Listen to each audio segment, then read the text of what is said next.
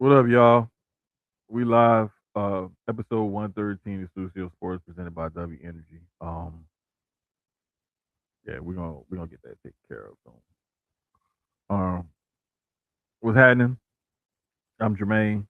You know the deal. You know the drill. You know how all this goes. So don't act dumb. You can follow me right there. I put it right there to make it easy for y'all. And plus, because it make it easier for me too. But I'm about to hit this little intro. This the song I've been feeling lately.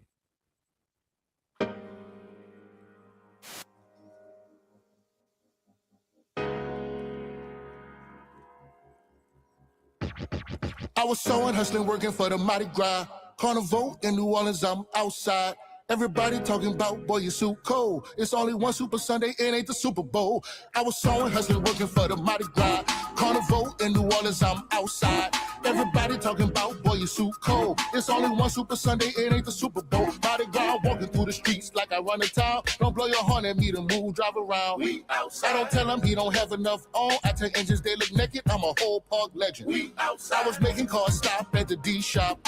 At the liquor store, I tell them who could go. We outside. Once we walk across the city, we gon' meet them all. The other engines, they be hopping out of U-Haul. You a U-Haul engine, U-Haul engine. And I'm an old school engine walking across the city. You a U-Haul engine, U-Haul engine. And I'm an old school engine walking across the city. I'm buying feathers by the dozens just to play the dozens. Telling engines stare at me, they need to study. We outside. My suit shining bangers with the chief sing. I'm walking up the street, painted like Sting. Painted like E. Honda. Don't let me get behind you, coming with a crowd of ganja. I passed the St. Thomas, walking to South Liberty. I told the engine I'm too pretty for you to be ripping me. St. Joseph night, no killing me. I was sewing, hustling, working for the Mardi Gras. Carnival in New Orleans, I'm outside. Everybody talking about, boy, you so cold. It's only one Super Sunday, it ain't the Super Bowl. I was sewing, hustling, working for the Mardi Gras. Carnival in New Orleans, I'm outside.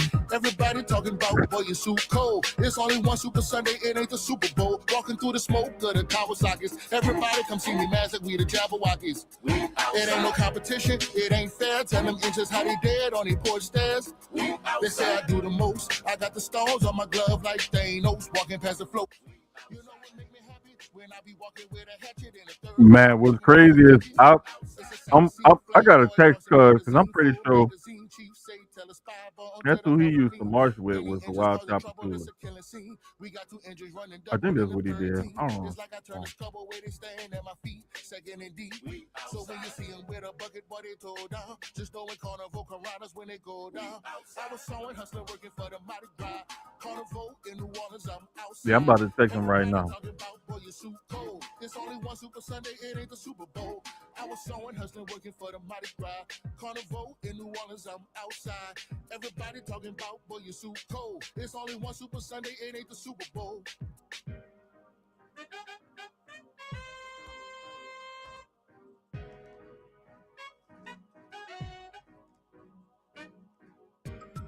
Yeah, definitely about to text him. 'Cause I'm pretty sure he did. That's what he used to march with. I think so. I just can't remember, but I know he used to like Cuz had it so was so deep into it, man. It was a video. Like now his daughter is what? Man, she is a junior or about to be she a junior, I think. I think she's about to be a senior, something like that. But yeah, it was a video, man, back in the day. She was barely, I don't even think she was two yet. She may have been two, like 2, 3 years old, whatever it was. She was little bitty, helping him, helping Cuz sew the feathers and the beads and stuff on his on his suit and shit. Like he used to be deep in it, man, and had her into it too. But now, um, I know his mom, she still walk with her group of baby dolls, and then his daughter, sometimes she'll march with her grandmother, my cousin. She'll march with her and the baby dolls and stuff, man. So like it's in the family and shit. Matter of fact, I forgot they had one of my other cousins. He was the grand marshal for the second line for them like a couple weeks ago. And his dad is an artist. So his dad did his cape for him. I I gotta see the cuz post that link yet, man, cause bruh, that cape that his pop like I gotta get his pops to do some more shit for me, cause like it's been a minute since I got his pops to do some shit for me. Like I just remember being little, like back in the day when he used to do these t-shirts, especially these little tank tops and stuff for the different basketball camps and shit, and he'd have extras and stuff. So we get like all the little extras and stuff, man. And man, he do dope shit. Like he got murals and paintings and shit all over New York, and like people be buying his shit. He teach art class. He do all kind of stuff. So yeah, man, that cape that Paulie had for the to be the grand marshal and shit for the second line a few weeks ago. That shit. I made the cape. I made the fucking cape. That's another. I almost forgot. I made the fucking cape. Shit, nigga. I looked. My mom was like, "Yeah, that's you down there at the right on the bottom right hand side."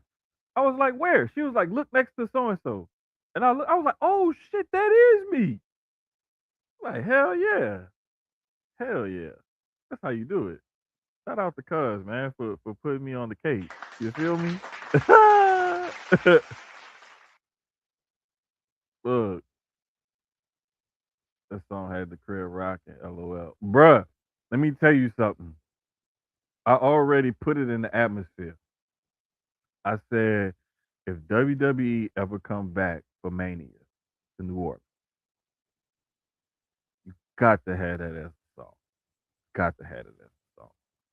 And you got to have something with the Mardi Gras Indian headdress or something like that as part of the Mania sign and emblem for that week. Like that would be like just chef kiss.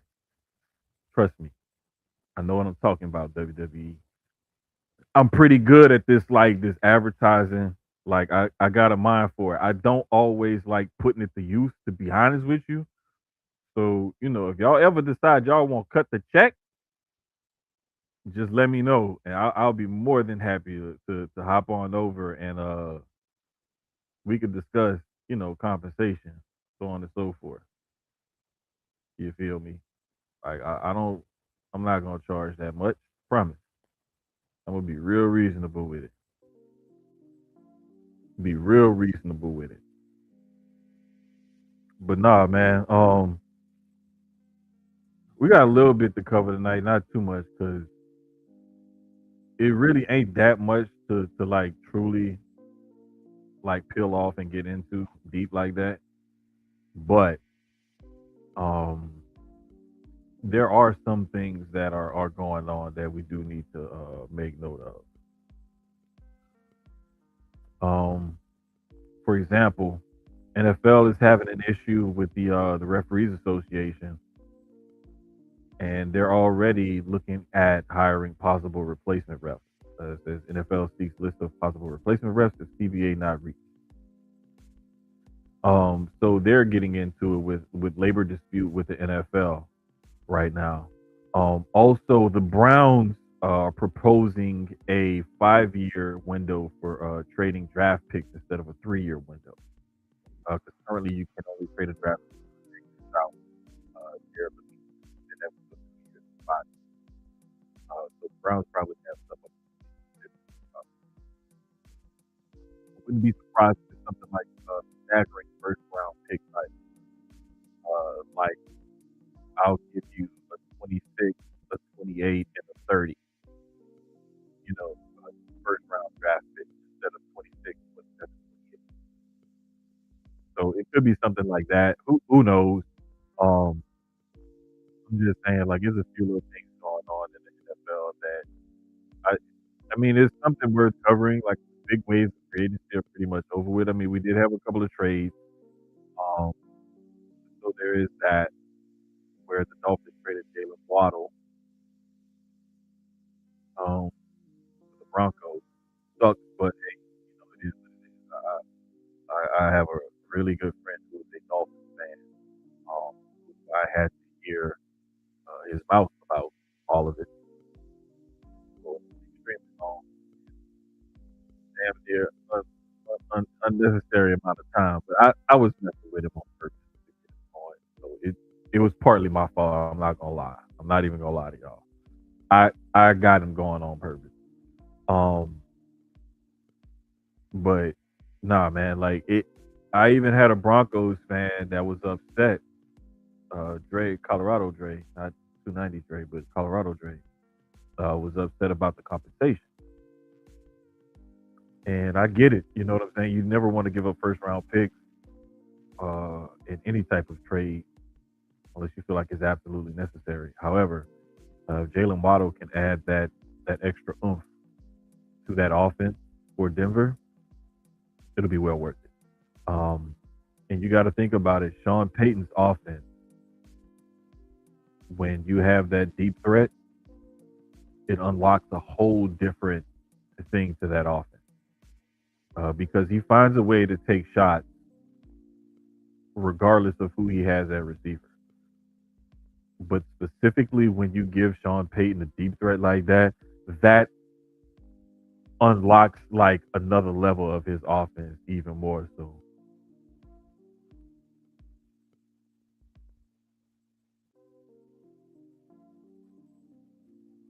Oh, cuz just text me back.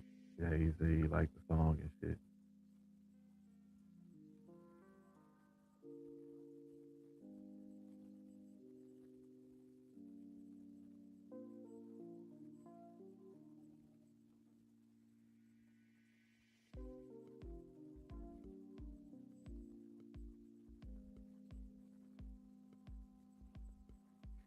Yeah, but man, cuz used to like, bruh, he used to that boy used to get down, man. I mean, he made some beautiful suits.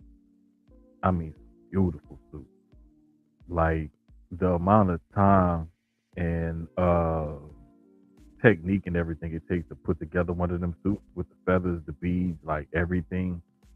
It's a lot, man.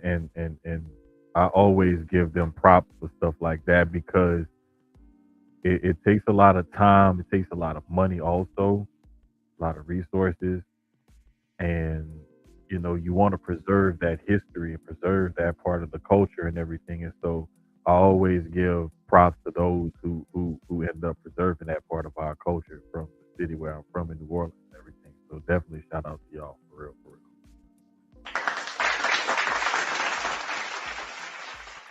Cause like it's I mean you got to think about it too. Like it's the same thing. Like when people get upset about certain rules and stuff that the leagues have and certain things that they may do or any sports team or league or whatever for that matter. Like you got to understand they trying to preserve what they have and they trying to like get things going. They want to. It's a certain image that they want to portray, right? And they want to make sure that they continue on with that. And so a lot of the times you may see them do things or enforce rules or whatever that you may not necessarily like or think that or should be enforced or whatever it is. But it's like they have the right to do that because that's their league and they want to preserve. Like the NFL says, protect the shield is the saying. So I know I've been we talked about it kind of last week, and I'm gonna hit on it again just because there's been more discourse about it. For what I don't know, but they keep talking about the Max Crosby non-deal to the Baltimore Ravens. And Max Crosby came out and had some comments about he never felt the warmth and the welcome from Baltimore from the flight over to his time there and everything else. It just didn't seem like they gave him the cold shoulder and everything or whatever he said. Um, and now he's happy that he's staying in Vegas. And then it came out that it's supposedly a neon. There's just all sorts of mudslinging and PR stuff going on from both sides. I'll say, not just from one or the other, from both. Um, because the Ravens are trying to protect themselves, and then there's other people involved because there's other doctors and so on and so forth. It's just a mess. Bottom line, though, you got to be careful. Um, where you get your information. Again, I'm gonna always say that and I'm gonna preach that until the day I die. But also, just notice how when things don't go a certain way, how people start to spin things, how they start to try to, you know what I'm saying, push narratives and change the narrative and steer and control the narrative. So just be careful with that. Um, but yeah, man, it's a bunch of BS that's out there a lot of the time, and I tend to, I like to ask certain people about certain things because I like I want to make sure I get the. Be you stupid, bro.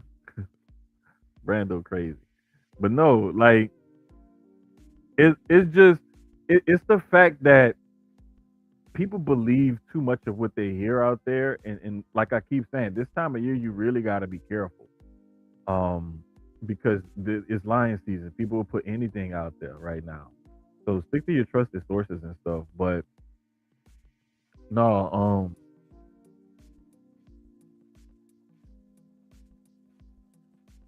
the other thing is the Dolphins, since they were in the mood to get rid of, tear down, and totally rebuild. That was another story that popped up. The teams are calling them about Devon Achane, and they're rebuffing those stories.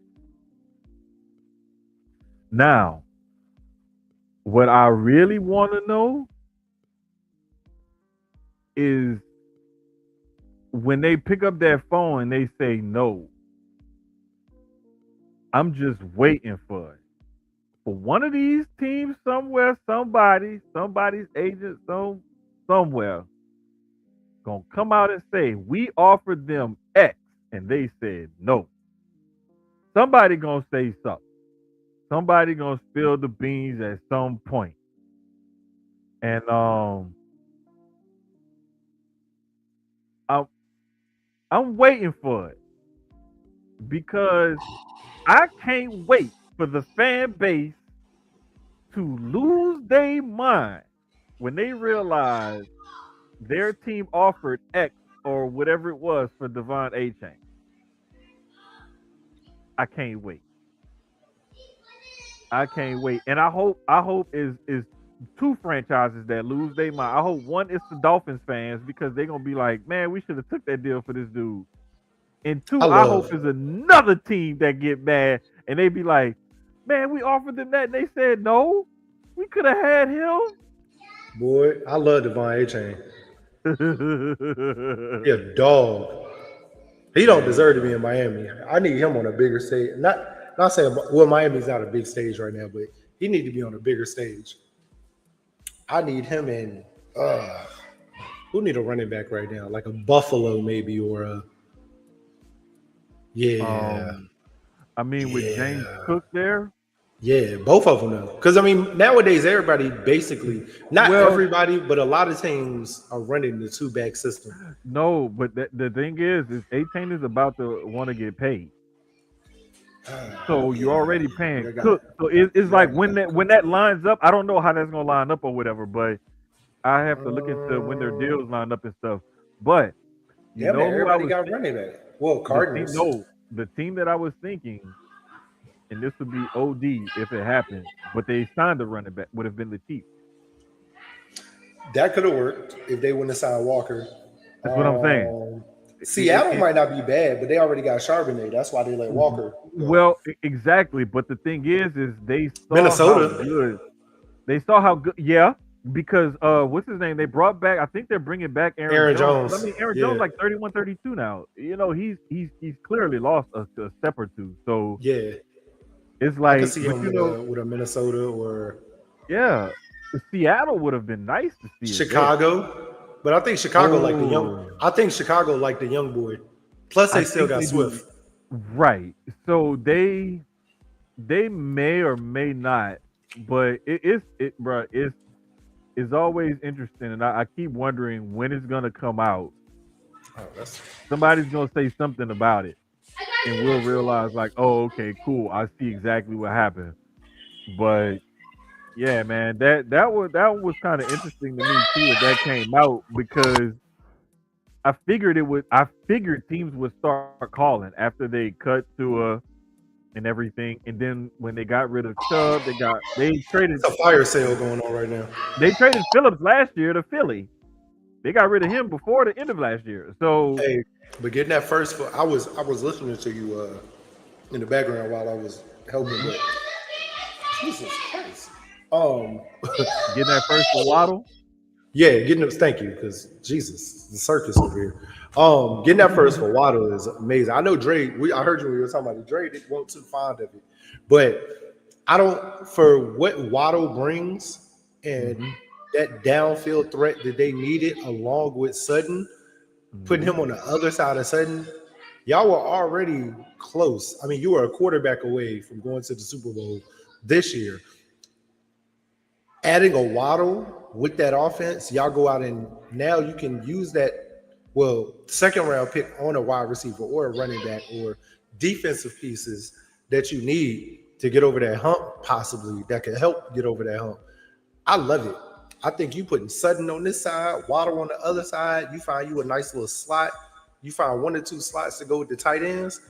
You got some. I mean, you already building. I think it's an amazing move, and it's a move that shows the franchise like you're ready to win now. Bro, Like and we're ready to continue the winning that we've been doing by adding a piece like a Waddle.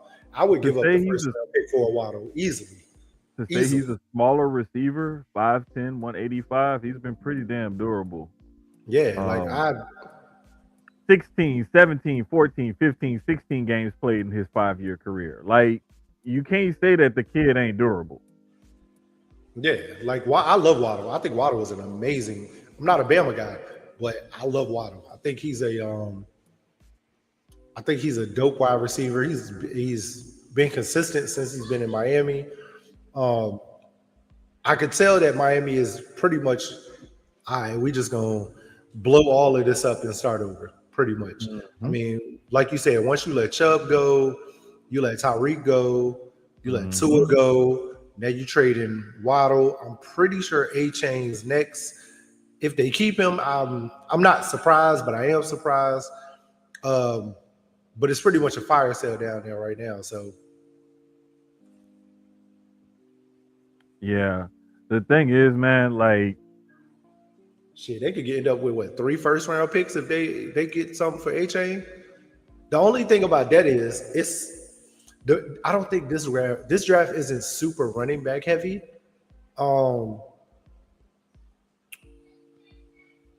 It's Jeremiah Love. Jadarian Price is my steal of the draft already. I can. He's my player that we'll get more into it when we get closer to the draft. But I've been saying Jadarian Price is going to be one of those where a lot of people are like, Jeremiah Love got most of the attention, but they forget that Jadarian Price was right behind him, and he was a knockout too. Also, the running back from Penn State, he's another steal. Them two are the quiet steals of the draft. I don't think Tate is a steal. Tate's not a steal. There's a bunch of kids out there, man, that's really gonna show something, and I can't wait to see what a lot of these kids have to offer. Because I really think that if some of these teams draft well, like Miami, for example, I was telling my homeboy that's the Dolphins fan, I was like, bruh, with that much dead cap space, more than half of your cap is dead cap space. You got to draft like, you have to hit on every pick this year and next year, and then hope free agents want to come down there because you don't really got the money, so you got to hope people are coming for like low 1-year contracts right now. Right, you got to get guys on prove-it deals who you can say like, look, we're going to give you an opportunity to showcase your talent. But this is also a good build through the draft type of thing for Miami because, like you said, I mean, a lot of the draft picks coming in are gonna get a lot of play time because they can't sign a lot of free agents. So a lot of guys are gonna get drafted there, and it's gonna for rookies, it's gonna be a great landing spot. Even for a couple vets that's, like you said, looking for vet minimum places to land or Prove it those deals where deals. they getting paid a fraction of what they could get paid on a 1 year heavily incentive laden deal, or something where they getting a little bit more guaranteed money than everybody else is offering them, because they're probably gonna come to the table like looking desperate, like, hey, look, I want to play next year. I don't want to sit out. Nobody else is really offering me anything. Okay, I'll take it, type shit. Or you may get guys that genuinely say, hey, no, I want to come down here and be a part of this culture change. And like, if y'all invest in me, I'll invest in y'all. Like, I mean, there's a ton of different ways it could end up. But the thing is, bottom line of what we're trying to say is Miami has to hit on everything they do. They have Dave's margin for error has gotten so small because of all those dead cap charges that they have. But good Lord, once they get from under cap hell, holy shit, they gonna be straight. And that's another thing that they could try to work out too, is you can project certain cap space. And so next year they'll have a little bit more money to play with. And then that's when they could be like, hey, look, we got bread to spend. What's up?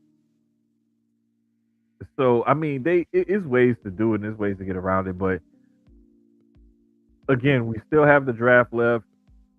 There's still gonna be some pro days and stuff that are gonna take place.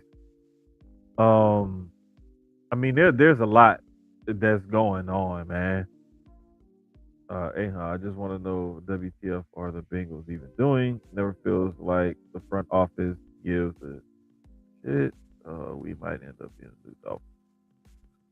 No, well, what happened with them, to be honest with you, bro, like I said, from the moment they gave, it wasn't even when they paid Burrow or when they paid Chase. It was when they decided to pay T. Higgins instead of Trey Hendricks. At that moment, I was like, honestly, I don't even think it's the money. I don't think Trey was happy there. I don't even think it was the money. It was the money. The money prevented them from going all in on Hendrickson like they should have. They could have. He should have got paid before T, but they were scared to lose. They didn't want to lose T because T was on his way to, if I remember correctly, it was either Indianapolis, Tennessee, or Houston at the time, and they realized they were about to lose. Either way, they realized they were about to lose him, and they had no choice but to pay him to keep him because they needed that wide receiver too. But Trey should have gotten paid before him. Of course. Because, I mean, when you think about it, okay, especially on that defense, the Bengals have $21 million in cap space. It's not bad. Not bad at all, but I mean, you got to think about it. Especially nowadays when everybody's signing these 1 year. A lot of teams, to be honest, the new NFL, outside of like the really big name guys, everybody's signing like 1 year 8, 1 year 10, like not really prove it deals in a sense. Mm-hmm. It's just because there's so many big name guys getting paid, like the Eagles. That's one thing we do. If you realize the last couple of years, it's not per se prove it deals. It's just we have a lot of guys we're already paying a lot of money to. So we don't have a lot of cap to spread. So Howie finds a way to sign a lot of these guys on these 1 year, sometimes 2 year deals, depending on what the money is. Hey, shout out to the homie House in the building. Good to hear from you, bro. Glad you're tuning in. Hopefully we could give you some entertainment, take your mind off things. You feel me? For sure, love, bro. Paid before he, but bro, like this is what I kept saying from the get-go. What do you think the Bengals need more of? I probably say they need more playmakers on defense, to be honest with you, because not only did they lose Trey Hendrickson, but they also traded away the linebacker, I forgot his name, Logan something, to the Cowboys last year before the trade deadline. So I'm saying though, like they getting rid of playmakers. So it's Logan Wilson. Logan Wilson, yeah. I couldn't remember his last name. Only reason I remember because I seen my homeboy made a post about him retiring today. My man's is a Bengals fan, so he was like he got traded last year. He wanted out, got traded, and now he retiring. But yeah, I think they need more defense. Offensively, the Bengals have been fine. I Joe would say Burrow, offensive line. yeah, Offensive but line and even defense. within that, Joe, if you look at not last season, not this season that just passed, but even let's go back last season, he had them. They were winning games, and the defense is what was selling them. The whole season. They like the 2 games with the Ravens. They had the Ravens beat in both games last season. And the defense sold them. This year was just a total debacle. But even within that, they were close to making the playoffs still. So the offense really hasn't been the problem. It's been more of the defense this year and then keeping Burrow on the field healthy. So one, you need a better backup quarterback. Let's talk. You need to go find that. And then 2, defense, corners, D-line, clearly D-line now. But yeah, just addressing the defense in general. I think in these next 2 drafts, y'all should be able to do that. I think the reason why Dre thinks the Broncos need a tight end is because they do. They lost Noah Fant. They do. But hold up, let me see. Because remember, they even went out and brought in what was the guy they brought in last year at the end of the season? Or near the middle to the end. Yeah, they definitely that's the only thing I would think they missing on offense. Evan Ingram and Adam Troutman. I like Ingram though. That's the other part. I actually do like Evan Ingram. That's the thing. Like he because he was in Jacksonville before he was with the Broncos. Right. He still has some of that athleticism and stuff left. And Troutman is there because he's a Sean Payton guy. And Troutman has that long, lean body, but I mean, he knows that offense. And so it's good to always have a guy there on that side of the ball that knows that offense and everything. But the thing is like there's a lot of teams that need tight ends, and a lot of teams are going to be looking, and the last one mock draft that I recently saw have the Dolphins at 11 taking Sadiq from Oregon. Bruh, Sadiq has been moving around the board so much. I've seen him come into us. I've seen the one you saw. Yeah, they got Sadiq going low, middle, high. Over. It's all over. And it just depends on, I always say it just depends on who picks where and when, and if their guy comes off the board, who's next. But I've definitely seen Sadiq move a lot. That's the biggest thing is who's coming off the board at what point. You know what I'm saying? I think she was running errands or something because I she had called me earlier when I was at work. But yeah, man, like what you call it? It just depends on like let's say for example, if a team has like let's say Arvell Reese.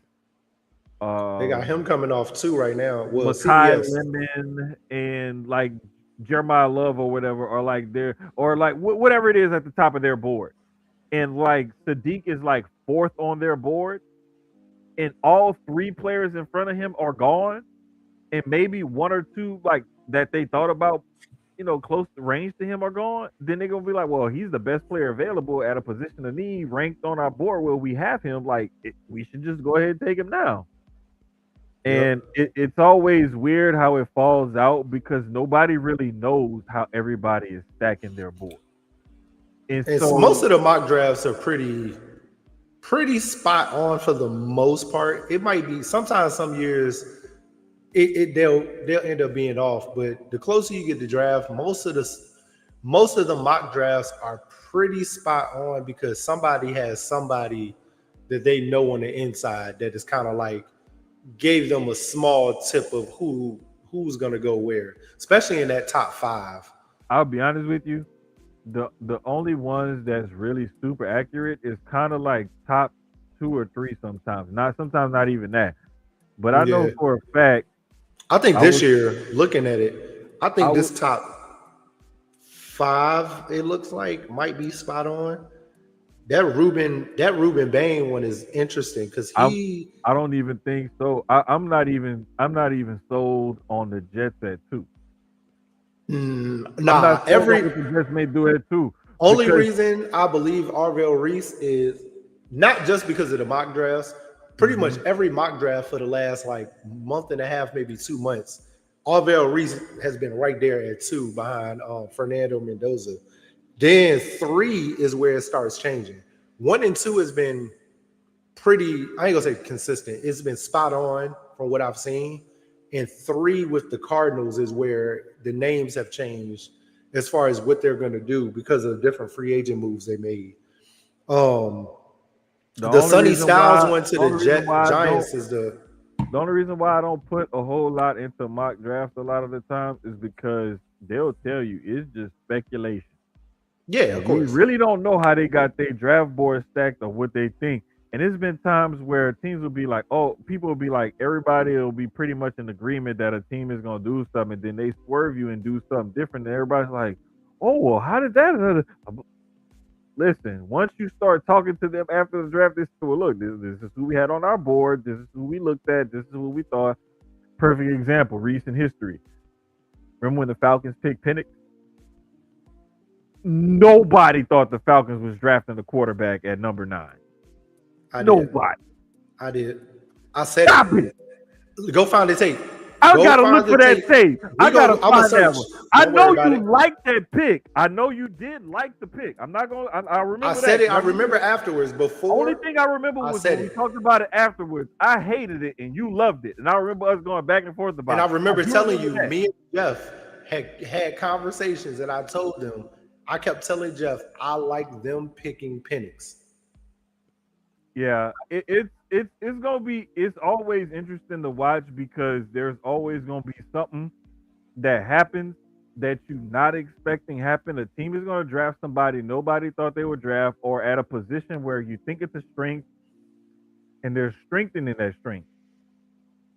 Perfect example. I was listening to some local sports radio today, and they were saying that don't be surprised if the Texans actually take a pass rusher in the first round. And people were like, why would they do that? They're paying, Danielle Hunter all this money, and they're going to have him. They're definitely going to have him next year because when they gave him that extension, it pretty much guaranteed next year as well. I think that cap number is like 40 some odd million next year. So he's going to be here, this coming year and the following year is what I'm trying to say. But people would wonder, why would you draft another pass rusher? Well, because once you get his, 30, 40 something million off the book, you're going to be paying Will Anderson an ungodly amount of money on his extension. And that's looks like Caden McDonald. Yeah, but it makes sense. One, you got to draft. I think it's not about, sometimes it's just depth. Sometimes you're not even looking at these guys to come in and start right away. It's depth. Whether it's for this year, next year, it's usually depth. So, I mean, at a certain point when you're building your team and you may have your starters at certain positions and you go out and get another guy, one, it could be best available, or it's just depth. So exactly. So, like, I wouldn't be surprised if certain teams do certain things. Like, I know one of the ones that's been a hot topic is, where does Ty Simpson from Bama go as, Steelers second quarterback on the board? A lot of people. I think he slid.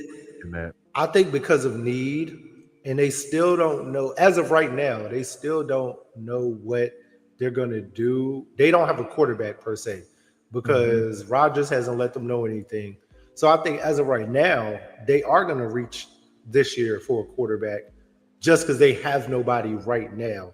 You might as well. I mean, they do have the guy they drafted last year from Ohio State, but I think I like Ty Simpson. I don't think Ty's bad. I think Ty would be a good fit in that Steelers system with new head coach, just a new regime.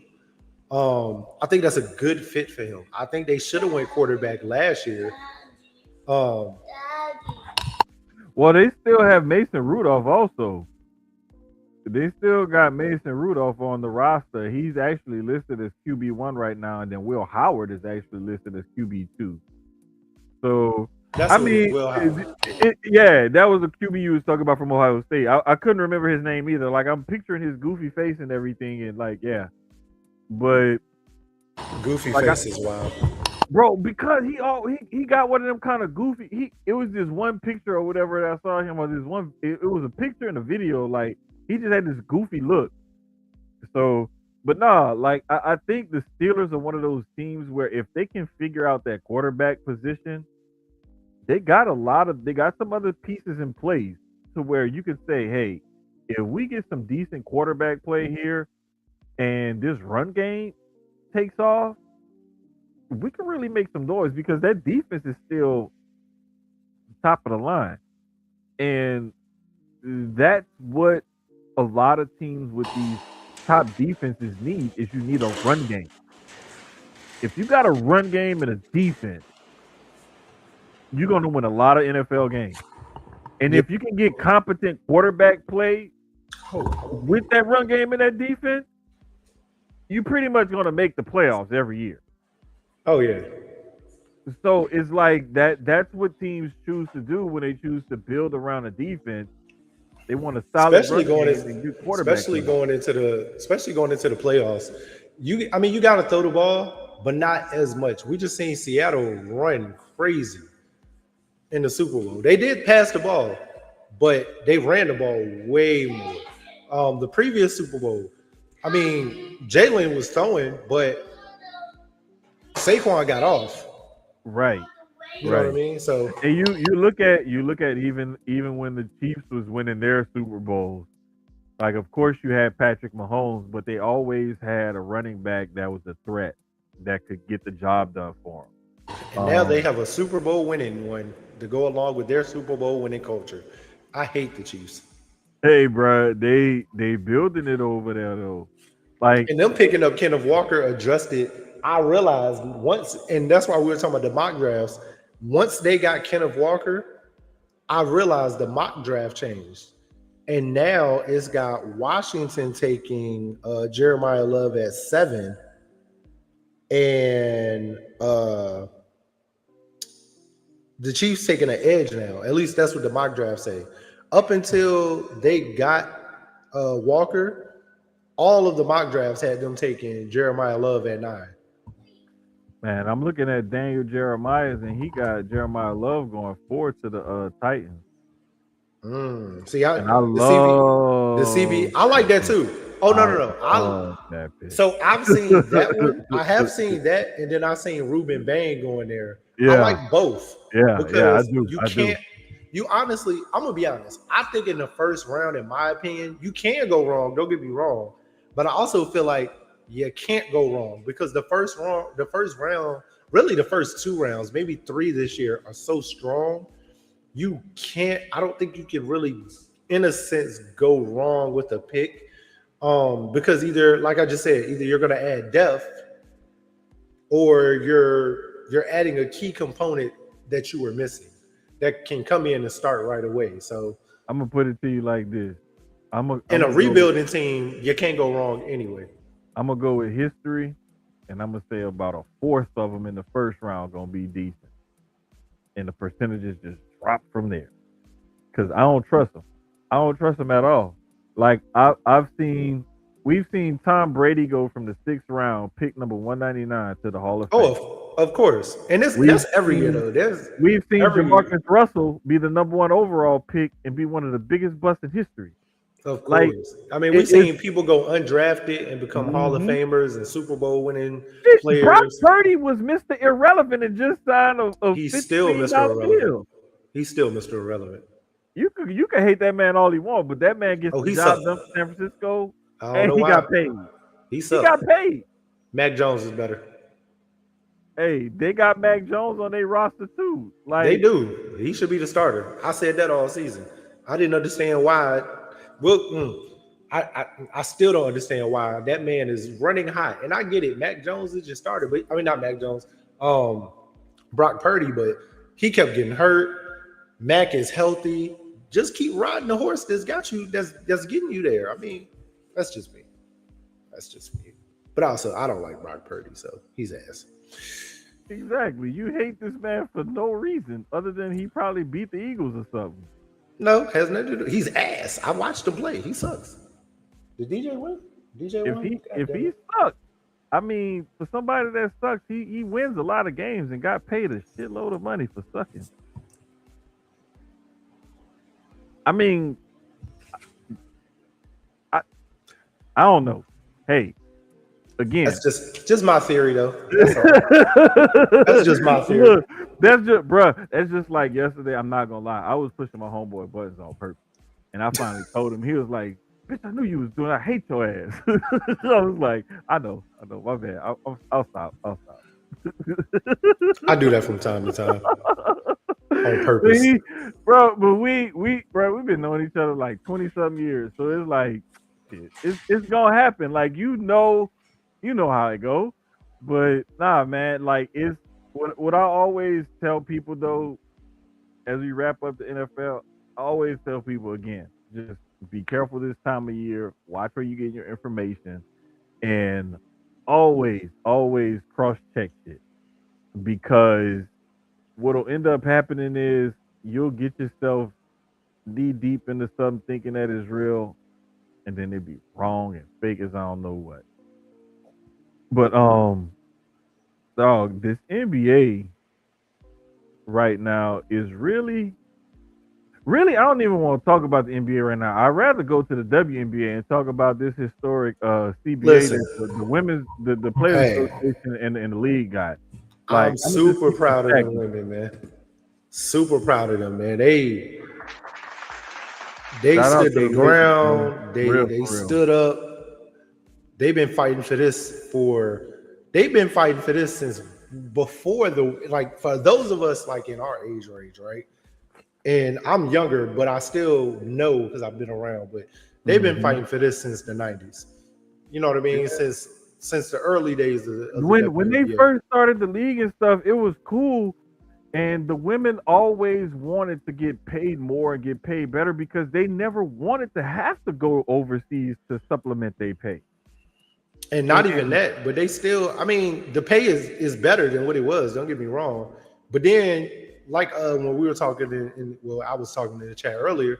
You got leagues like Unrivaled now that is paying yeah, big money. But yeah. now they don't. So with the WNBA pay increase, you got Unrivaled, and Unrivaled is adding more teams next season, Hmm. which is going to bring in more WNBA players. I think they're Now, adding what, two more teams next year to I think Unrivaled? I believe it's two. It might be more, but I Okay. believe right now it's just two. Along with the WNBA is adding more teams as each new season comes. We already got teams adding all the way up until 2029 right now. Um, it's going I to be at least know one or two new I teams all the know way they through. have the plan for It's Cleveland, Philly. Those are the newer teams because we already know about it's like Toronto. three. There's gonna be, yeah. There's After Toronto, Toronto, it's Cleveland. Philly, There's Cleveland and Cleveland. Philly, right? Yeah, plus they move in and Connecticut. yeah, Connecticut to Houston. We don't know exactly when yet. Um so yeah, I think the plan from what it looks like, they find somebody listened. Somebody heard me. I know they didn't really hear me, but I'm gonna say they did. It looks like every NBA team is gonna have a sister team. How it should be. I think it should be that way. Even if the colorways can be different, I don't care about that. But every NBA team should have a sister team, and more. It look mostly is owned by the by the NBA team, which is fine too. But uniformed marketing, it helps the WNBA more with revenue, having the NBA more involved with the marketing, with especially All-Star weekend, figuring out how to intertwine the NBA and the WNBA All-Star off season for both, for each other's All-Star game, but still, like they did a couple years ago when they did the 3-point shootout. Who was it with? Was it Sabrina and or was it Stewie? Uh, I can't remember who it I was. think It it was was somebody. Sabrina Yeah, and stuff. yeah, somebody like that. But But no, doing yeah, stuff like that, it was Sabrina and stuff. No, yeah, I but like love that. And even doing the same thing during the WNBA All Star, having like Steph or whoever wins the men's 3-point come down and battle the women's 3-point champion or something like that. My thing was I like the WNBA standing on its own because you want to make sure that, like, even though the NBA does supplement a lot of their whatever their finances and stuff, like I like it to be standalone because as a business, if the NBA absorbs the WNBA, it's gonna create a lot more hassle for the NBA to keep everything straight and separate in the business and the books and all of that kind of stuff because that's just gonna create a whole nother. That's gonna create a whole nother like But most of the teams now already are owned by whoever owns the NBA team in that city. Some of them are owned by NBA owners and some of them aren't. Now I know Vegas is. The thing is with like if you intertwined them, it would make it more hassle with the NBA owners and stuff negotiating everything. But if you keep it separate and you have them separate, it's cleaner books and stuff, and it's less that like if this would have been under the NBA umbrella, this labor negotiation, it would have been even worse. No, I think you keep it separate. Like you can own. So when I say having a sister city, I mean or sister like marketing team. And stuff. Yeah, not really saying. Okay, I see what you're saying. That's what I thought you meant. I was but like, even, wait a minute. But even if it's like with Chicago, right? Let's say the Bulls owner does own the Sky, that's fine. You know what I mean? There's no problem with that because you're not bringing the books together. Mm-hmm. It's still two separate businesses that you own in a sense. I thought that's what you meant because I was like, wait. Yeah, that's what I was meaning more or less. Like, cool. I own, like, let's say I own the Mystics and the Wizards, right? Mm-hmm. I still have my GMs over here. I have everybody who runs the Mystics on this side, everybody who runs the Wizards on this side, but I'm still the owner overall of both teams. You know what I mean? Like, yeah. So, and the money is still separate. It's still Wizards money, but it just helps because, of course, I'm going to spread my marketing over to my Wizards also. I mean, to the Mystics also. That part of it. I think that helps more because you're still growing the league. Having the young stars come in from we have a lot of young stars coming in this year from the WNBA. I mean, from college. Some certified stars at that, along with the stars that have come in the last 2 seasons, along with the stars that were already there, and them continue at building their names. Asia Wilson being the face of the league right now and balling the fuck out. It's so crazy. Her relationship actually helps grow the league too. And it's crazy. It's everything that they do, no matter what it is, helps grow the league so much. Like even having that conversation earlier with Sloan where he was mentioning about Seattle and he wouldn't go, him personally wouldn't go to a Seattle game because they don't have stars. And I'm like, I started listing off like, what was it, 5 or 6 stars? I'm like, yeah, you may not want to see them, but there's an ass load of people that's coming to see these 5 or 6 stars. And these are international stars like Dominique Malunga, like Gabby Williams. Still got... and the thing is, some people could say Nneka Ogwumike is past her prime, but bruh, like she's one of those women that ushered in this new era of women's basketball where college games were starting to get more TV time and more coverage. And, these programs were blowing up. And when it was her and her sister at Stanford together, and they were coming out, I believe it was Cinco Ranch in Katy, where they went to high school here. Somewhere in Katy. Anyway. Like, they were like, damn, Nneka and Shanae Ogwumike, like, they badass. Like, these girls are really good, and they have personalities, and they're good looking. And it's like they're helping bring in a different era of the women's game where it's like, let's just call a spade a spade. Like, These girls don't have to be butchy or they don't have to be awkward tomboys or whatever. They can be pretty girly girls and bust your ass on the court. And I love that the fact that the W is leaning into the different personalities and the different, lifestyles and looks and everything else of their players. That's my hey, tell my friend I said good night. Until I ate all my cookies like within 2 weeks of getting them. Less than that probably. All four packages was gone. Well, I'm mute the mic too. Scholar, Uncle Jermaine said thank you for the cookies. They were good. Say thank you for buying cookies. Here, say thank you. No, say thank you. Oh, Thank Nah, you. yeah, there you're you go. welcome. Thank you. Thank you. Thank you. Listen, Bye. I'll take whatever I can get. I'm just happy I'm one of the people she talked to. Listen, she got another booth sale on Saturday. Hey, Hell yeah. night night. I see it. Get some. Go to bed. I gotta finish. Can I finish this? Yeah, I'm gonna finish this. And then, yep. I'm gonna finish this and then I'll come up if you're not asleep, okay? Go, mommy.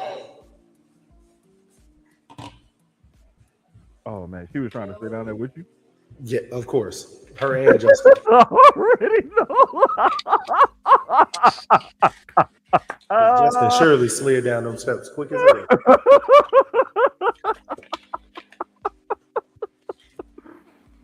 Man, I already knew. But yeah, man, like it's just crazy because I'm just so happy for them though, like to get this deal done and for the league to actually be thriving the way it is with this new TV deal and stuff. Like man, for real, like I'm so happy for them because I know this was a thing for like a lot. Like personally speaking, I got two. I know two of my homegirls I went to Tulane with played in the W, and there's a couple other ones that went that I knew of or whatever, just because I knew Gwen and Janelle.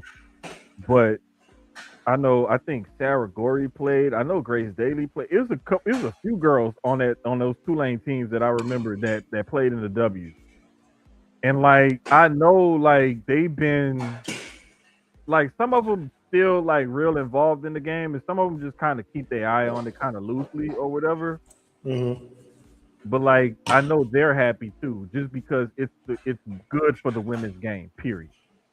And moving forward, like that's all they, wanted to see was this game just grow and progress. And it's And gonna keep growing. And the good thing is it's gonna keep growing. Even this current CBA is gonna grow even more from there. I mean, some people will look at it and be like, y'all were fighting for that. Yeah, they were. They were. But it's something, and it's it's honestly a major increase from what they were making prior. Bruh, Like when you hear Angel say that her endorsement deals are more than her WNBA contract. And you're looking at like an Angel, even an Asia Wilson at the time. Like even that, like her new potential contract with the Aces is nice, but hell, she probably still got endorsement deals that are at least maybe 5 or 10 times that. But at least her WNBA money, like she's helping be a pioneer for what can futurely come in the next 10, 15, 20 years for these girls. So shout out to Alexa Philippou on ESPN and Sham for their reporting on this. But the salary cap will now be $7 million. Previously, it was 1.5. I ain't gonna lie, it do sound crazy. Wait, that's why you wonder why so many. But then you wonder why so many people get cut because it's like exactly the Supermax starts at 1.4 million. Previously, $249,244. You right toe tipping at 250 and I now want to you're going laugh. from 250 to 1.4. I low key do want to laugh because it still is crazy. Say like if that's so it really is a Bruh, major it's increase for them. But why? when you look at it, it's like, damn. It's Bruh, like, damn, they still ain't really making wait. shit for real. The average salary will be around Six, 600,000. yeah, I saw instead of three. Previously, it was 120. The average Oh, salary it's jumped 120. 5 times. Wait, the Mm-hmm. minimum now, 300,000. Damn. The minimum, 300,000. The NBA was that back in like '98. Bruh, the previous minimum, That tells you how far behind they still are. wait, But of course, the men's game is different, so we can never compare. the previous Of minimum, course. 66,000. Yeah. 66,000? I ain't gonna lie. I might need them to say F the CBA and go hold out again. No, I'm gonna need y'all to ask for a couple more million, man. bruh. Let's change that No, 7 to like 15. Jesus. the way the average salary and the minimum jumped, by five, the salary cap jumped by 5 times. No, no, no. You It's know, definitely a Supermax major jumped like increase. five, almost 6 times. Like it's exponentially better. But the thing is that when you compare it to everything else, it doesn't seem like much. But you have to look at their league and their league revenue. And when you extrapolate it out and everything, the money that they're going to be making and that they're going to be pulling in, this now makes it. And then the biggest part about it to me, all those increases in is great, and those numbers look great, and all of that, and the math and all that good. The best thing to me is that they negotiated it to where if the league grows, all of those numbers will grow with the league revenue. So that it's And more based. I think it's more based on percentage, and then they have options to negotiate. I can't remember all the details because it literally came out like earlier this morning. yeah, Like I was waking up um, around 5:30 or so my time, and I want to say it came out like around that time or shortly thereafter, like or whatever. Because I know before I left the house or between the house and work when I woke up, it came out. So it was early as fuck. But oh, here you go. Yeah, the average revenue share of almost 20%. Like you said, cap now starts at 7 million, up from 1.5. Supermax begins at 1.4. Average salary and range of 600K, with the minimum around 300K. And then the average revenue share of almost 20%. So, I mean, major increases from where they were, with a lot of work still to be done. I'll say it like that. hmm So, it shout out was to that them. was that Very proud number. of the work they put in. Yeah, it was that 20.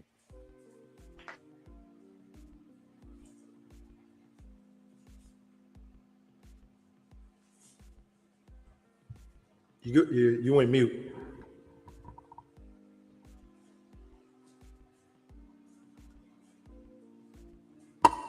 You muted.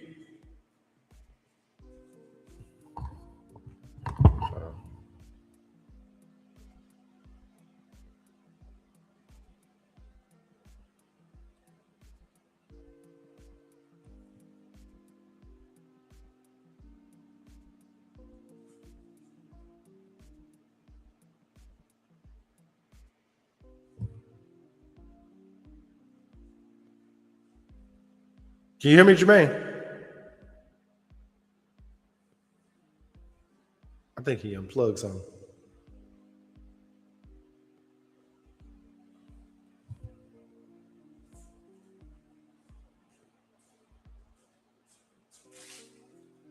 He's so focused.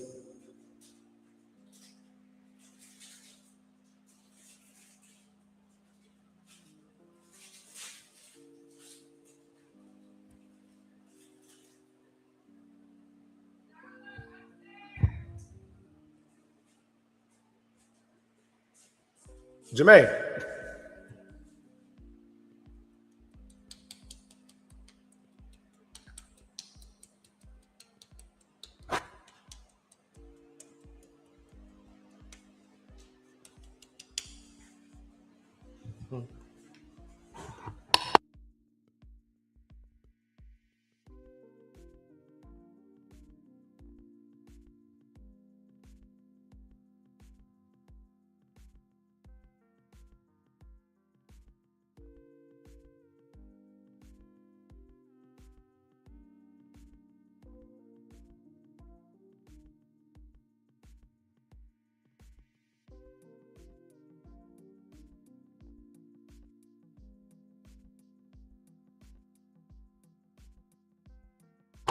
All right, guys, my bad. While Jermaine works on this sound, we have a co-host in the back, Skylar. Skylar, say hi.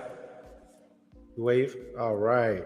Um, like you were saying, super proud of the women of the WNBA and everything they got going on. They definitely deserve the money that they're getting. It's going to be an amazing, amazing thing for them. I can't wait to see how this opens the doors for more players, more money to be made, more endorsements, the league to continue growing, adding more teams in the next few years. So, I don't know what the fuck happened. yeah, you were talking, and then out of nowhere, it just went. Bro, I ain't even touched nothing. Like I told y'all before, I said this on Fresh Pod. I say this on my pod too. Like I leave everything in the same way I found it, and I damn near put my mixer and everything in a drawer after I finish potting, just so I don't touch nothing, fuck nothing up. Like I'm dead ass. It sits over on this windowsill over here behind me.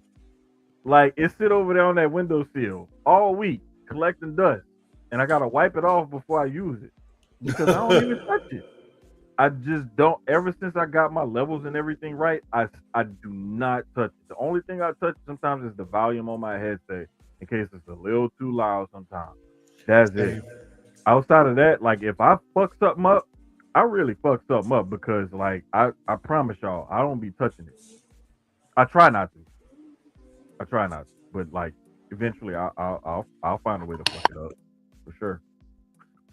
But nah, man, like what I was trying to say before, like it's so close in some of these races, and this is why the Bucks want to shut down Giannis. Is because of how far out they are from the 10th spot in the playoffs.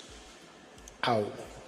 I'm talking about it. They don't want him to get hurt for two reasons. If they do keep him, they want him to be healthy going into the next season, healthier than he was this season.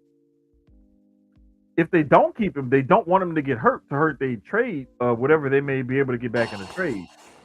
Because even though the NBA has those rules where you have to get compensate within a certain range or whatever, to make the trade happen, it could still affect like draft picks or different shit like that they may want to end up doing for their for their for the trade. So like let's say for example, they're trying to fill in salary. Instead of saying, okay, we'll give you 3 firsts, they may say we'll give you 5 seconds or something ridiculous like that. Or like instead of adding an extra first round pick, we may throw in this other player to match that salary and keep our pick. You know, so like there's little things here and there that it could teeter totter that trade that could make that trade a little bit better or a little bit worse if he's hurt. So it still does matter. It's wise on the team's part to shut him down because y'all ain't winning enough to make the fucking playoffs. And even if y'all do make the playoffs, y'all ain't going no damn. Nah, they 28-40 right now. The only way they would make the playoffs is if the Hornets lose every game from this point on. Facts. And like I said, well, y'all could hear me, but Hornets, Hawks, or 76ers. Right, with about 15-ish or so games left in the season to make up a 6.5 game deficit. It takes something historic to make up that kind of deficit right now in the NBA season, especially considering how Milwaukee's season has gone thus far and how hot Charlotte has been lately.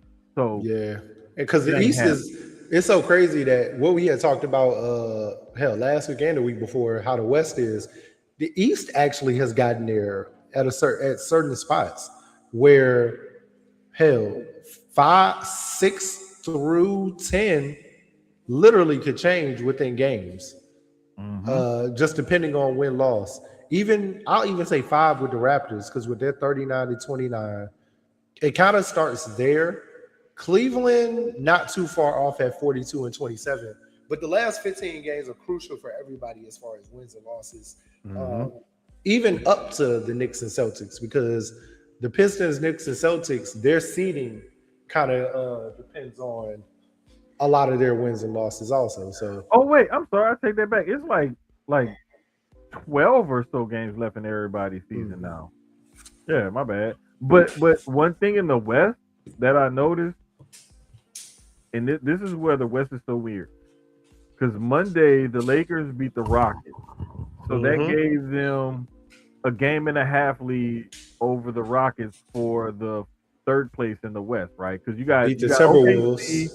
I mean, not and then San Timberwolves. Antonio's 3.5 games behind them, and then LA is 11 games behind OKC. But Mm-hmm. then you got the Rockets, Nuggets, and T Wolves all at 12.5 games back. But that's all because the Lakers in the last week have beat all of them.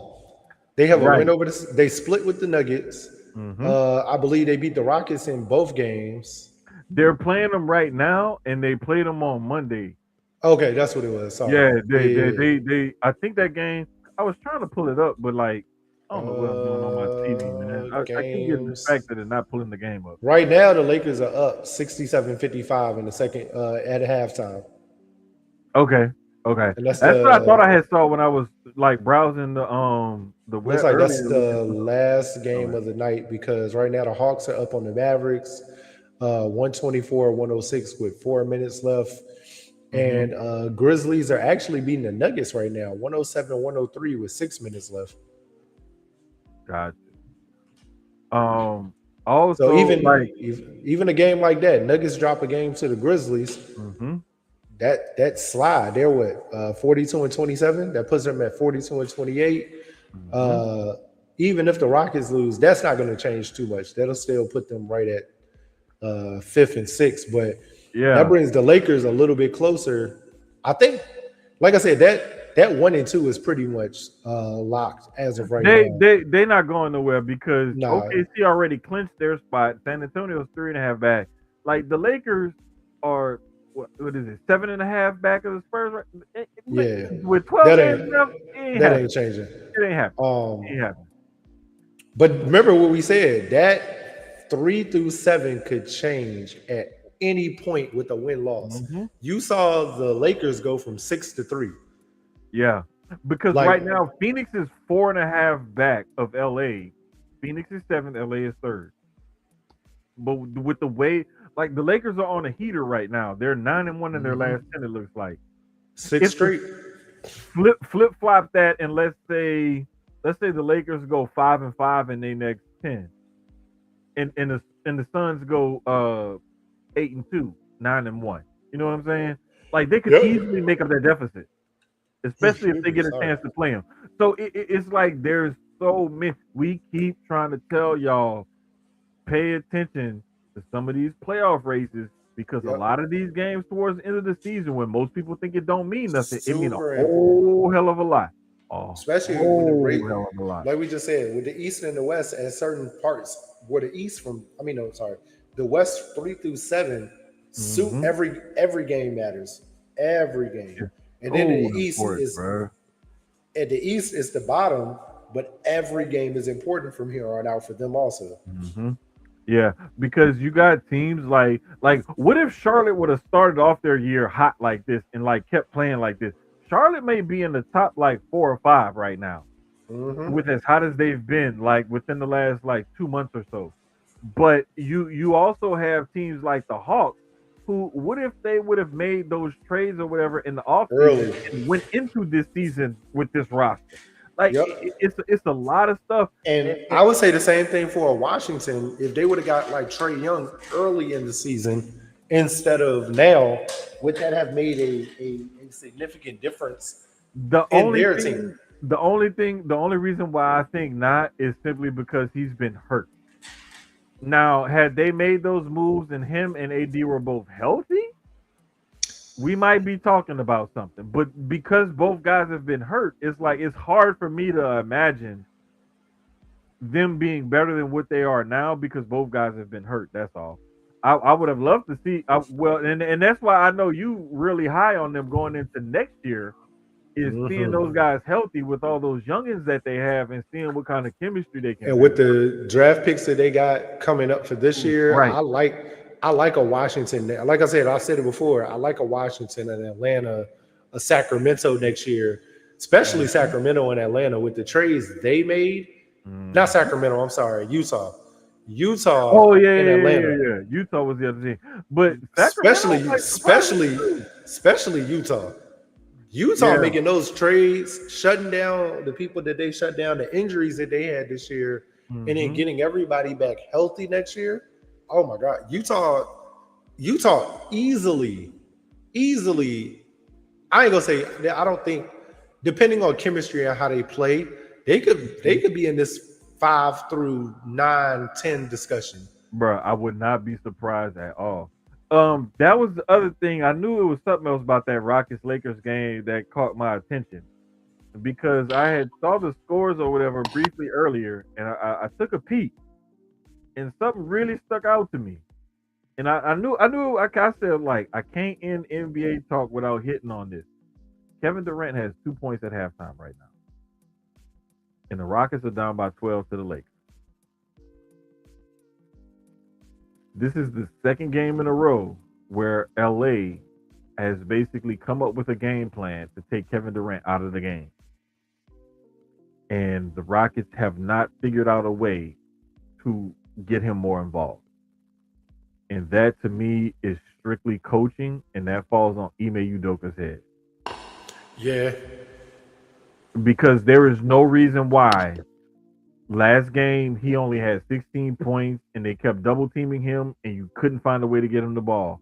And now at halftime he only has 2 points, and I want to say he only has like I think like less than like 7, 8 field goal attempts or something crazy like that right now. Like it don't make sense, bro. Like there's no 3 field goal attempts. That's what it was. I knew it was something stupid, but like it just doesn't make sense, bro.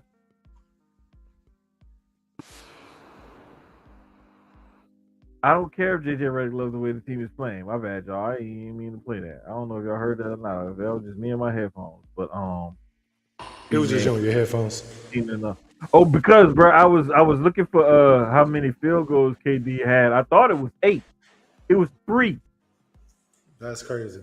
3 field goal attempts at halftime, bro, with 2 points. This don't make no sense. But it's happened a lot this season. I don't think so. When the trade went down, I didn't like it. I think lately I have not liked a We lot talked of. about this. I have not liked a lot of KD's moves as far as the teams he's decided to go to. I didn't like the Phoenix move of him wanting to be traded there. I don't like the Houston move. And it's not the players that they were giving up, it's just a fit. I don't think he fits with Houston. Bro, I'm gonna put it to you like this. I didn't think he fit with Phoenix. He fit and that whole thing with Phoenix. And it's crazy to say that Kevin Durant doesn't fit. To me, he fit. The thing with Phoenix was they couldn't stay healthy, and that doomed them. Especially Bradley Beal with as much money as he was making and that no trade clause and everything, that really torpedoed him right there. And then when him and Book couldn't stay healthy either, like that really fucked over.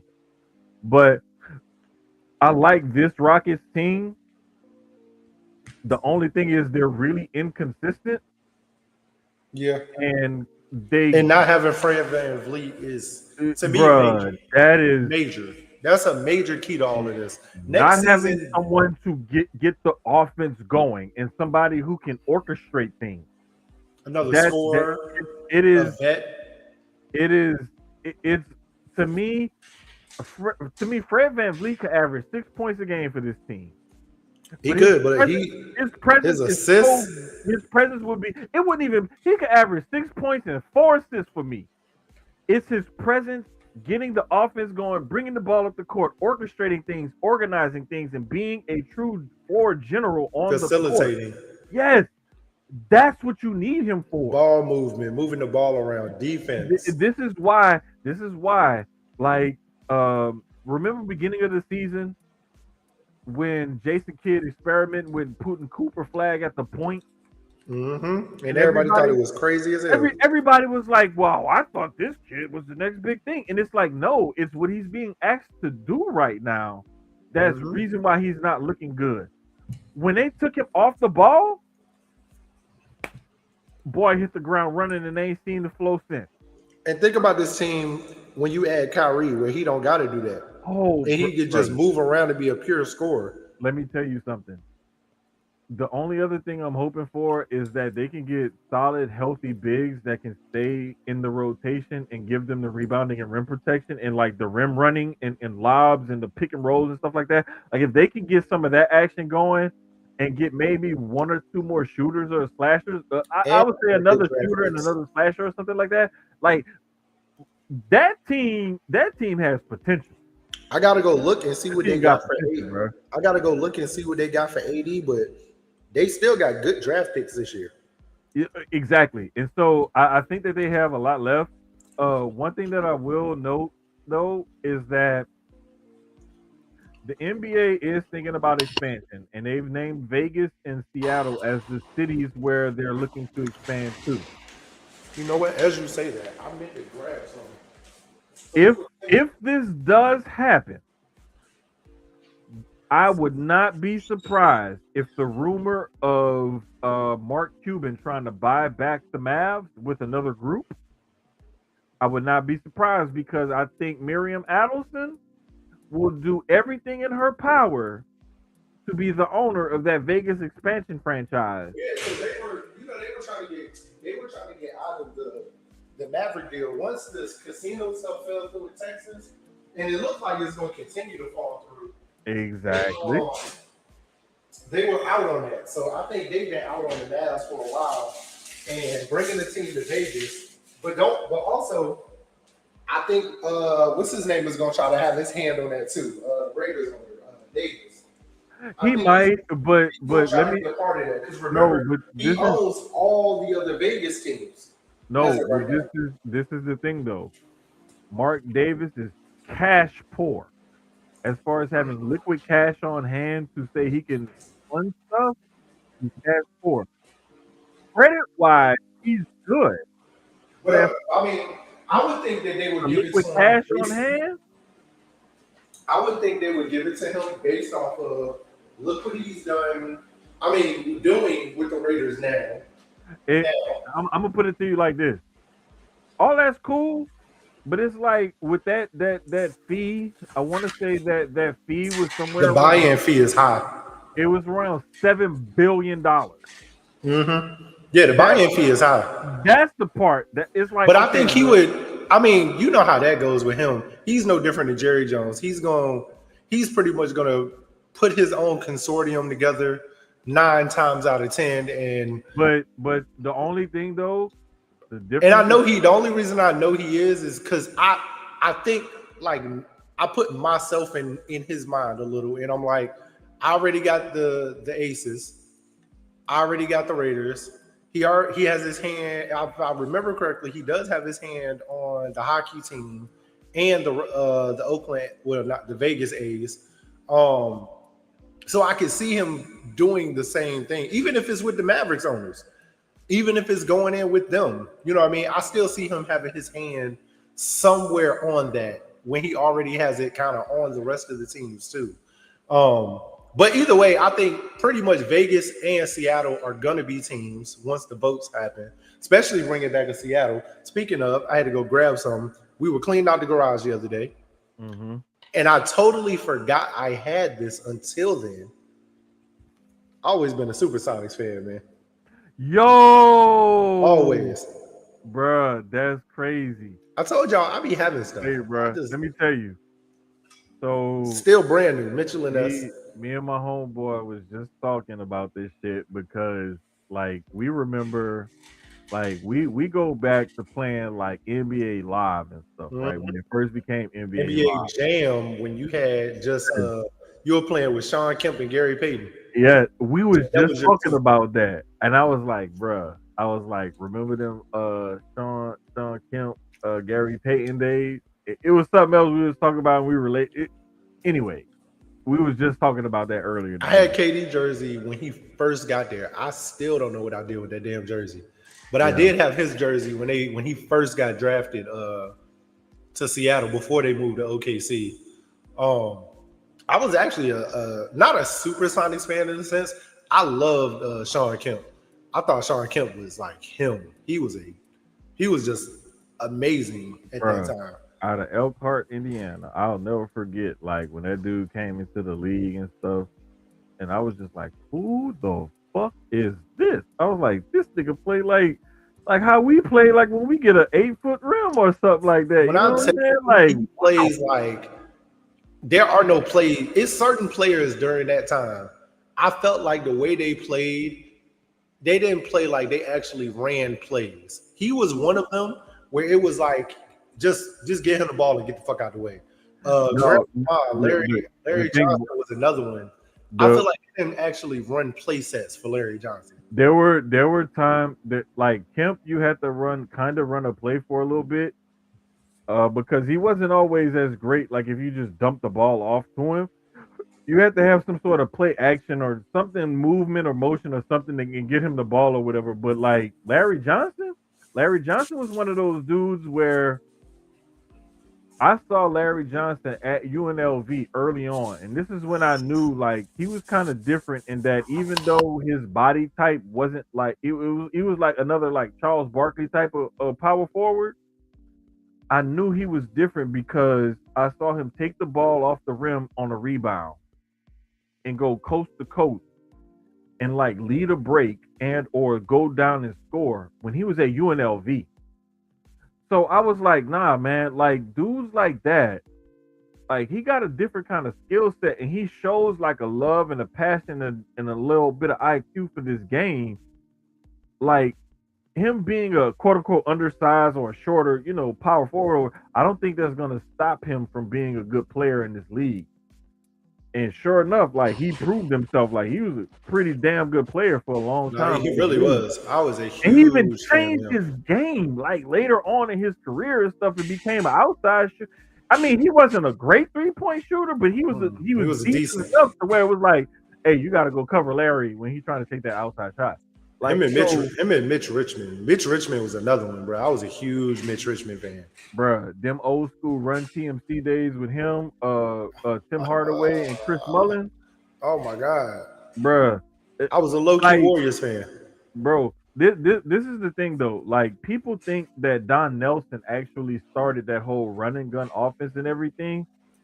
Do do the knowledge, nigga. Like that drop says.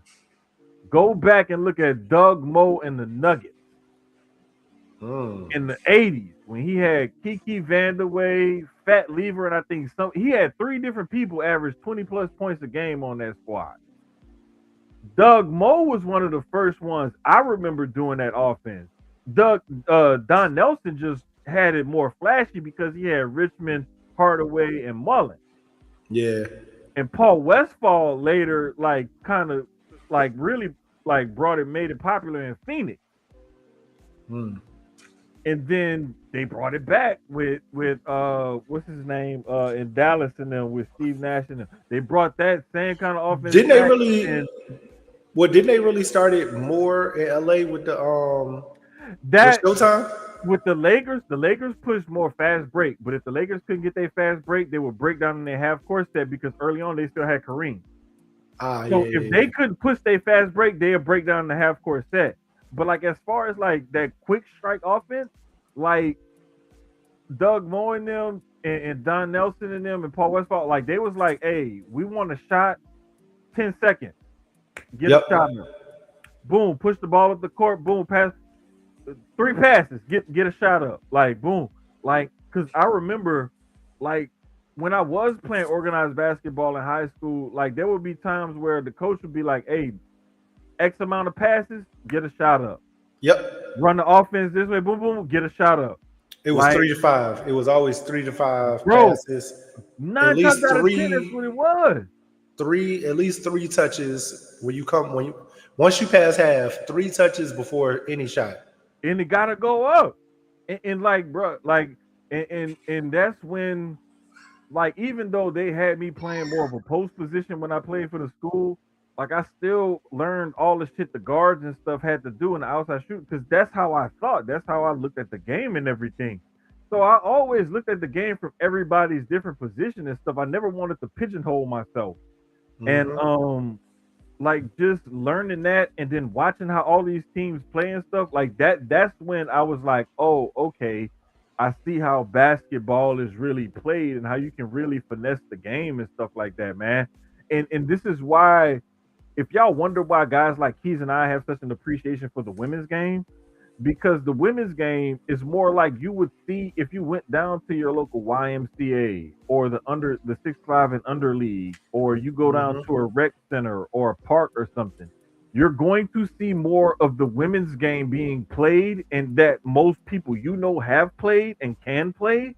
Then you're going to see like 6'10" guys who can handle the ball and shoot three, and you're not going to see 6'7" guys with 47-inch verticals that can do 360 dunks from the free throw line. You're not going to see that. You rarely see stuff like that, but you will. Depending on which gym you go to, because you might get a couple guys in there that played overseas. They played. I've seen them. I've played with them and against them. Trust me. Like, if you go and you play at enough of these gyms and parks and stuff, you bound to run across somebody that you're gonna be like, damn, you should have been somebody. And little do you know, he was somebody. Exactly. On some sort of level or something.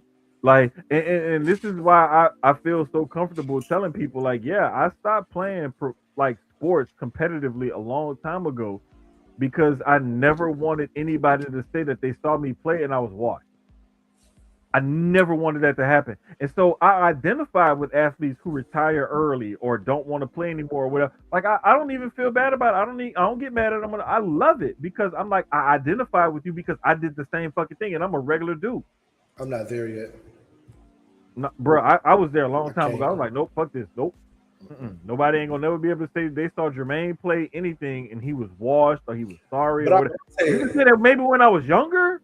And it did that light before that light bulb went off. Yeah, you can say that. After that light bulb went off, you can't say that. I will say I'm at a point now where I don't want to play. I'm definitely transitioning into like figuring out my lane with coaching or training, especially with the boys getting older. Yeah, I'm definitely about to start putting, especially like with us moving. Yeah, and you got to hoop with them and everything. Like, yeah, that's coming with me. So I'm definitely going. I'm camping them out once we. Don't worry about it. Trust me, I'm already ready. Like, I already. Listen. Let me tell you the even though my son, Maddie never even tried. Matter of fact, Maddie told me we need to talk more F1. Bruh, like I wish I could. I created a fucking monster with them too. Because I wish you could see the TV. Shit. I wish you could see the TV to the left of me right now. Because I got the F1 video game pulled up for as soon as we done. No, I told her, I was like, hey, we touch on it every so often. I was F1, like, NASCAR. Yeah, I said we do more NASCAR than anything when it comes to racing and shit. Listen, tell her anytime she wants to come on and talk F1.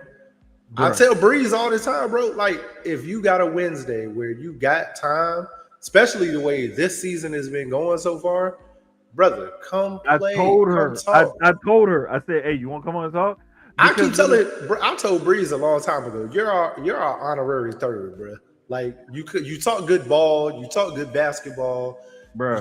You know your NASCAR in a way that we don't. Like, bro, you're welcome at any time. Just let us know when you want to be on. The funny thing is, same thing with Maddie. The funny thing is whenever I talk football with Breeze. Hell, we need a female on here. I get the opposite exactly. I get the opposite with him because he played wide receiver on a D1 level. So I'll talk to him and I'll get a similar kind of with the offensive, the wide receiver perspective, and then when I talk to Stanford, I'll get I'm a former NFL cornerback perspective. Like, I love talking to both of them because I get high level football talk from two different perspectives. That's why I like talking football with people like that, because it was just like I was telling my homeboy earlier when I was messing with him. I was like, bro, listen. Like, yesterday, I was like, bro, listen. Like, once I started talking high level football with certain people that have played the game, coached the game, or still involved in the game at a certain level, and we on the same page and stuff, I was like, can't nobody else tell me I don't know what I'm doing or I don't know what I'm talking about, because I got people that you look up to that all of us, like, they tell me I know what I'm talking about. Yeah, you can't tell me nothing. You can't Yeah. tell me shit after I heard that. Like, and I don't even like the brag or name drop or be arrogant or nothing like that. But it's just like, bro, you gotta understand. Like, if I don't want to debate it or go back and forth with you, there's a reason why. And I'm not trying to be like, you know, whatever. Like, I'm trying to put myself above nobody and like that. Like I tell people all the time, I'm just a nigga from Uptown who was a nerd about sports. I just happened to put myself in the right situation, make the right connections, and I got where I got. But like anybody could do what I'm doing. You just got to put in the fucking work to do it. And not many people are going to do that. And I did. And so I got where I got. And so that afforded me the choice to be like, you know what? Either I'm going to join this conversation or I'm not. And if I choose not to, there's a fucking reason why. And 9 times out of 10 is because I don't want to be bothered. Mm-hmm. But with that being said, man, I hope y'all filled out y'all fucking bracket. I was just listen. I pulled Because as you were talking. I was pulling up the I men's and figured women's that's what you was bracket. because I heard you typing. I knew that's what you was doing. I I could see was. the look on your face. I already knew You know what what's you was crazy? doing. I didn't even start our normal. You know, like normally I been had our brackets already sent out. I ain't even do it this You year. or Dre, one of y'all would have sent it to us Oh, 2 don't worry days about it. ago. I'm gonna do it now. All I gotta, it's ESPN. Been look, they've been sending me notifications for the last like 2 days, and I just been ignoring them. But it's a click of a button. That's it. It's Get it part of the done in the reason morning. why I wanted to get done early tonight because I know it's stuff. It's hella When games I fill tomorrow. mine out, Jesus. I gotta look up this one little formula that I got, and it take me a good minute to fill that one bracket out. The other ones it'll take me less than 3 minutes. There's gonna be a lot of upsets this year. But when I follow this one formula, that's how come I won the one last year and got close the other year. I followed that fucking formula. Yeah, I won't come close at all, ever. Listen, y'all But thought that I first, was but like, that first round gets everybody. The first round, look, bro. I'm looking at the men's one. Like, who's the upset this Listen, year? And I don't know. I I'm gonna don't. put it to you. The only tip I'm gonna give y'all about South picking your Florida bracket over Louisville. is there's a certain set of analytics and statistical markers that you look at. And when you look at the national champions, the last like 20 or so years, it follows that trend to a fucking T. And that's why I will not give up on that fucking formula. But the thing is, you also like Who's sometimes our Cinderella this year? there's statistics, analytics, and all that and everything else, but there's also gut feeling. There's watching the game. There's knowing the matchups and stuff too. Because Yeah, I know I talk a lot about statistics, analytics, and all of that, but there's a lot of the times where you just have to have a feel for shit. you got And McNeese. Hey, McNeese State might do it again this year. They looking nice over at Vanderbilt in the first round tomorrow. I can um, see them doing that. another tip I'll give y'all too. When you look at some of these lower level, some of these teams and their lineups and stuff, and who plays the most minutes, who's in the rotation starting lineup. If you have a veteran team where their top however many per minute per game players are veterans and they've been together for a while, or they're just veterans and they've played the game for a while, look at what kind of system they run and if they're an offensive or more defensive based team. And if they're an offensive team also, especially with college basketball, look and see if they are a big team or if they're a team that relies on shooting 3-pointers and shit like that. You gotta dig deep and look at the matchups and certain things like that, and that'll help you pick a better bracket. It's not just going by like certain numbers and ratings and this and that. Like you gotta really dig deep and you gotta know the game in order to pick a good bracket. And even then, it's not an exact science because shit just happens sometimes, and you can't account for that. So, with that being said, I really ain't got no rant this week because I don't feel like being upset, and I don't feel like fussing at y'all no more than I already did through this episode. How did they do that? Bro, the Rockets was down by 12 at halftime, and it's 6 minutes into the second half, and now they up by 3. All I Because it's saw was they cut the lead to like 7 or whatever. Like KD hit a couple of shots early on, the and Lakers. they was bro. But it's the Rockets too. It's the Like Lakers. these it is and this is one of those things where I keep saying about basketball. Like I keep seeing teams that's wildly inconsistent throughout the year. Wildly inconsistent. Like Austin Reeves only having 5 points right now. Bruh, Lucas got 22, but then DeAndre Ayton got 14 because he just scored. And that's DeAndre Ayton is one of those players where he been so up and down. He gets into his own head and he allows himself to get taken off track mentally and taken out of the game so easily, where he takes away from his potential because he can't get out of between his own ears. So, but man, let me get out of here because I gotta call my homegirl back for her birthday and make sure she done made it home or whatever. Like it's hard being big bro and big and unc and whatever to some people, dog. Because sometimes you gotta like let me reel your ass in. Come here. You need it's a lot. I hate it sometimes. But like I told you earlier, it's like I've been this like since I was a kid. So it's like everybody be like, "Hey, Jermaine, nigga, I was in high school and I had to fucking cook and stuff because it was like, nah, we like the way you do it." Like, so it's just like I'm used to it by now. Like, I'm in my 40s. It's like I've been this like literally all my life. So it's like, why stop now? Fuck it. Might as well keep doing it. God put me here for a reason. I'm just trying to fulfill my purpose. But yeah, Maddie says we need to watch I believe it's gonna be the 24 Hours of Le Mans.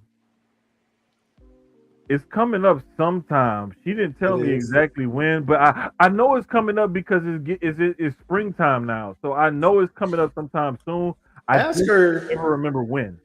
Tell her if she hasn't already, which I feel like she has. Watch the F1 show on Netflix. Nigga, her and Drew was upstairs talking about it the other day. If I'm not mistaken. Yeah, I just started season 3, so they told me I gotta watch it, and I was like, yeah. There's a NASCAR one. NASCAR has one too. Here's the thing, like I gotta watch that one. I gotta watch the NASCAR one and stuff. But it's like I got like 2 or 3 other projects I'm supposed to be working on. It's hard, trust me. Like it's like, and then I got like 50 shows I'm watching right now. They still don't know. Like the day shift and the night shift is arguing over me right now. So I might be going the nights next week. I don't know. Bidding wars. Gotta love a good bidding war. I still don't know. I still don't fucking know. Why y'all arguing? Add another $2-3 on top of that. Listen, that's all I care about. Like, I'll stay here if y'all want me to, but are y'all gonna give me that shift differential? Does that shift differential make a difference? I go to nights for that. Listen. I may hate it, but I'm gonna let that extra money. Only reason why I'm talking about it, man. Like, and I already told my homeboy, I was like, hey, bro, listen, if they want me to stay on days, this time I'm gonna do it. He was like, hell yeah, that's exactly how I want you to play it. I was like, you already know. Like, I was like, remember, Sean Kemp, Gary Payton. If you throw it up there, you know I'm gonna catch it. Exactly. Lob City for a reason. Nigga, that brought up some stories, and that nigga was like, hey, bro, I still remember that time you was about to fight that cop. The first time. Anyway, that's where we gonna end the show, because like I said, I ain't telling none of them fucking stories till somebody cut me a fucking check. Fuck okay. Y'all thought y'all was gonna catch me slipping. I ain't slipping. I did that shit on purpose. Just tease y'all. Okay. We fighting cops. Yep. All right, guys. It's been episode 113. We appreciate y'all each and every week. That was one incident. It was as usual. That was one. 2026 still going to be an amazing year. I can't wait till we get to the middle of it because things are changing, and this pod is going to look a lot different. Can't wait. But until then, I'm Keys. It's the big dog Jermaine, and we out. We'll holler at y'all next week sometime.